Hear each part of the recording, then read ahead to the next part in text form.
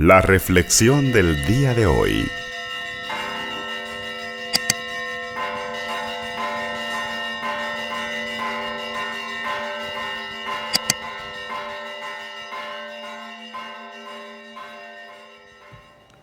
En aquellos días vio Jesús que lo seguía mucha gente y no tenían qué comer. Entonces llamó a sus discípulos y les dijo: Me da lástima esta gente, ya llevan 3 días conmigo y no tienen qué comer. Si los mando a sus casas en ayunas, se van a desmayar en el camino. Además, algunos han venido de lejos. Sus discípulos le respondieron: ¿Y dónde se puede conseguir pan aquí en despoblado para que coma toda esta gente? Él les preguntó: ¿Cuántos panes tienen? Ellos contestaron: 7. Jesús mandó a la gente que se sentara en el suelo, tomó los 7 panes, pronunció la acción de gracias, los partió y se los fue dando a sus discípulos para que los distribuyeran. Y ellos los fueron distribuyendo entre la gente. Tenían además unos cuantos pescados. Jesús los bendijo también y mandó que los distribuyeran. La gente comió hasta quedar satisfecha, y todavía se recogieron 7 canastos de sobras. Eran unos 4,000. Jesús los despidió y luego se embarcó con sus discípulos y llegó a la región de Dalmanuta. Palabra del Señor. Gloria a ti, Señor Jesús. Comienza el libro del Génesis hoy de una forma magistral. Después que el hombre y la mujer comieron del fruto del árbol prohibido, el Señor los convoca, los llama a su presencia. ¿Dónde están? Adán inmediatamente escuchamos cómo responde de una forma diferente de cómo se había comportado hasta ese momento. Oí tus pasos en el jardín y tuve miedo. Como cuando uno es pequeño, no sé si usted tuvo la experiencia, seguramente sí, de hacer alguna pequeña travesura, y cuando uno se entera que lo han descubierto, uno fácilmente, pues, si puede, se esconde. Y si no puede esconderse y le preguntan, empieza a disculparse, a poner excusas, a poner evasivas o a cambiar de tema. Hay gente que es especialista en este sentido. Cuando no quiere afrontar una realidad, se le pregunta de algo y responde con otra cuestión, un cambio de tema, un cambio de dinámica en la comunicación. ¿Dónde estás?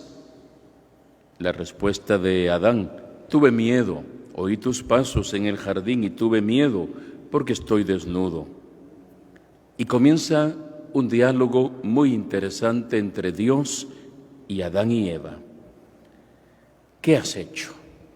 ¿Has comido acaso del fruto que yo te prohibí comer? ¿Y cuál es la respuesta de Adán? No es la aceptación de una culpabilidad. Cambia también el tema. Fue la mujer que tú me diste por esposa. En el fondo le está diciendo: tú eres el causante de todo. Yo estaba tranquilo. Es cierto, tú me diste a una mujer, y escuchamos cómo, según el relato, cuando Adán mira a Eva, se emociona y llega hasta decir: esta sí es carne de mi carne.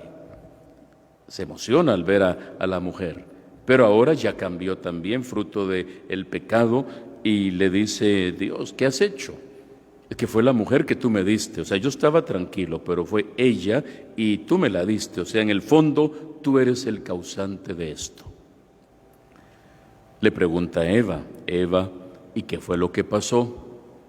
Es que fue la serpiente la que me engañó y comí. Otra vez una evasiva. No quieren aceptar la culpabilidad de lo que han hecho. Fue la serpiente. ¿Y quién hizo la serpiente? Pues tú, Señor, tú creaste todo. O sea, a la larga, tú eres el que nos ha metido, Señor, en este problema. Notemos que el pecado, queridos hermanos y hermanas, tiene o puede provocar una triple ruptura. La primera ruptura, la relación con Dios. Cuando uno examina los 10 mandamientos de la ley de Dios, los puede dividir en 2 bloques. Los primeros 3 mandamientos regulan nuestra relación con Dios, con la divinidad, amar a Dios, respetar su santo nombre, dedicarle el tiempo debido, santificar las fiestas. Son los primeros 3 mandamientos. Los restantes 7 mandamientos regulan nuestra convivencia fraterna, respetar la vida, la dignidad, la integridad, la pareja, los bienes, la reputación, todo lo que va en vistas a mejorar la relación fraterna. Entonces, Adán ha roto su relación con Dios, fruto del pecado. Segunda consecuencia, se rompen los vínculos fraternos entre Adán y Eva. Entonces notemos cómo lo que le decía de los mandamientos, si 3 van dirigidos a la relación entre Dios y el hombre y los otros 7 regulan la convivencia fraterna, en la experiencia de Adán y Eva ya hay una ruptura, hay un pecado grave. Se rompió la relación con Dios, se rompió la relación entre ellos y la tercera consecuencia, se rompe el orden con el mundo creado, con la naturaleza. Nuestros pecados ordinariamente van en esas 3 líneas.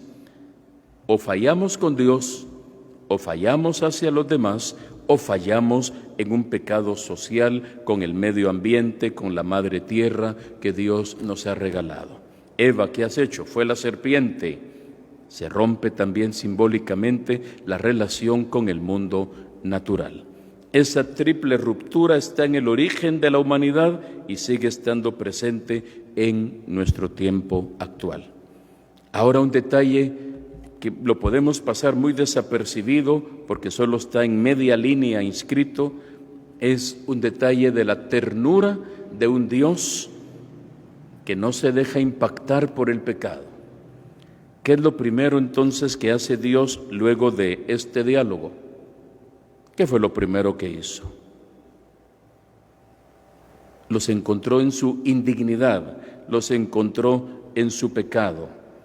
Dios los viste.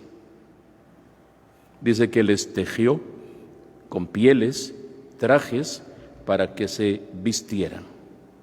Es decir, es un Dios que no se deja impactar por lo malo que hemos hecho. Es más, es un Dios que a pesar de todo continúa amando, porque no puede hacer otra cosa que amar. Dios es amor. Literalmente, dice el Génesis, el Señor Dios les hizo al hombre y a la mujer unas túnicas de pieles para que se las pusieran. Mire ese detalle tan conmovedor, no los quiere dejar desamparados, simbólicamente los cobija en su desnudez, en su indignidad. No es que tuvieran ellos frío, recordemos lo que hemos dicho, el encontrarse desnudos era el descubrir su realidad de pecado, perdieron la dignidad que tenían antes del pecado. Dios, al ponerle pieles, es como volverlos a cobijar en su amor y en su ternura. Así es nuestro Dios, siempre está presente, nunca es ausente, es un Dios presente en cada momento y en cada situación. Leía un comentario muy triste hoy en la mañana a raíz de los casos que pasan aquí en Guatemala, porque aquí pasa de todo a raíz de la violencia hacia la mujer y especialmente hacia los niños y las niñas concretamente, a raíz de la niña asesinada en Petén. Un comentario muy doloroso cuando alguien dice: ¿y dónde está el Dios en el que ustedes creen? ¿Dónde estaba ese Dios cuando masacraron a esa niña?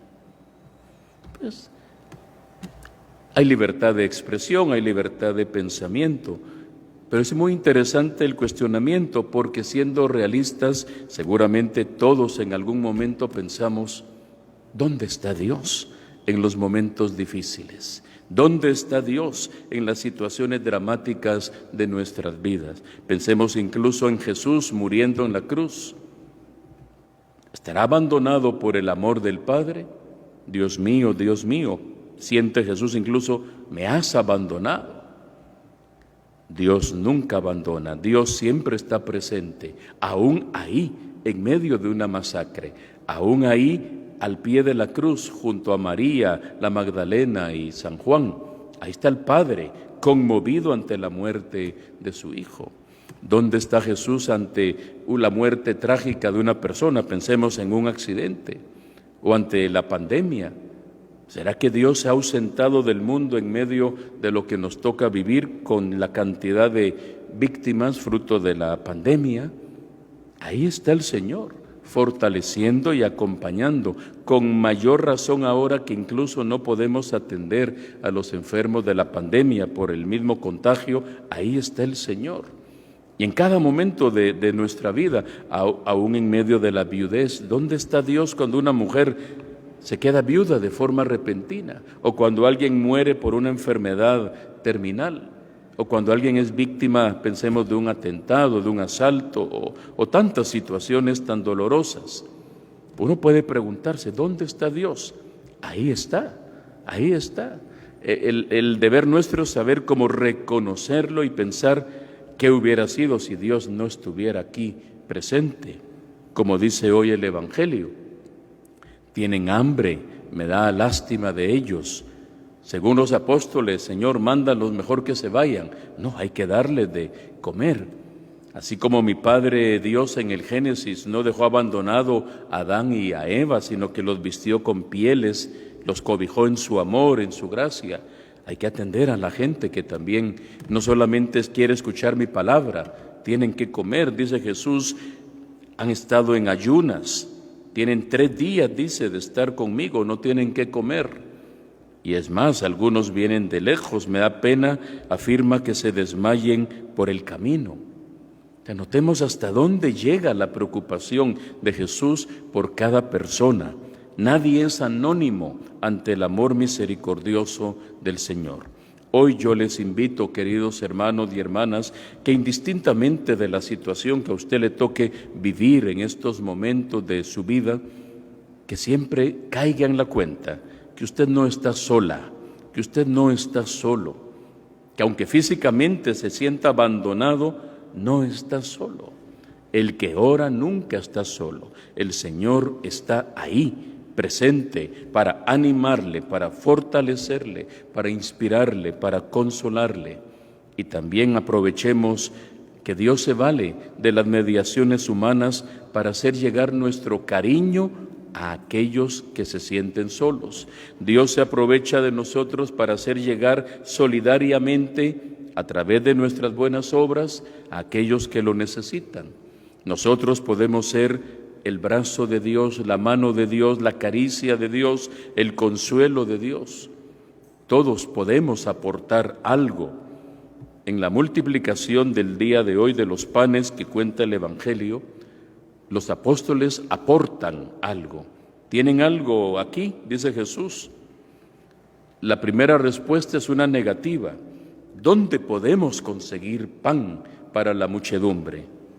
Es la impotencia de cuando uno se encuentra ante un drama en la vida. Señor, ¿qué voy a hacer yo ahora? Siempre hay algo que se puede hacer. Jesús les dice, ¿cuántos panes tienen? 7. Suficiente, tráiganlo. Eso es lo que tienen, eso es lo que damos, tráiganlo. Ah, Señor, y aquí hay unos pescados, tráiganlos. Pongan lo que está de su parte y yo voy a hacer lo demás. Lo mismo sucederá en Caná de Galilea, cuando no tienen vino y María le dice a Jesús, hijo, no tienen vino.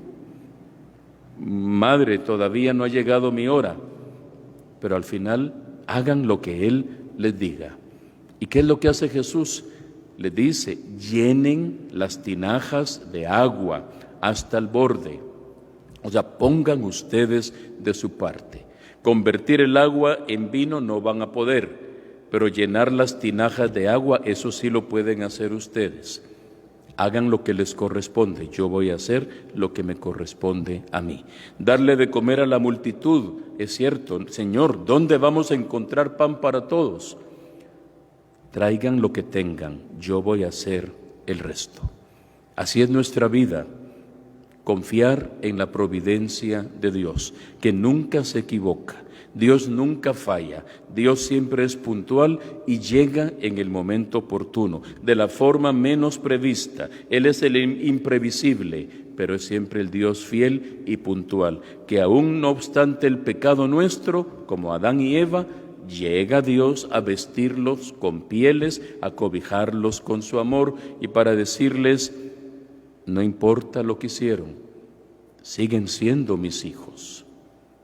No importa que hayan fallado, siguen siendo mis hijos.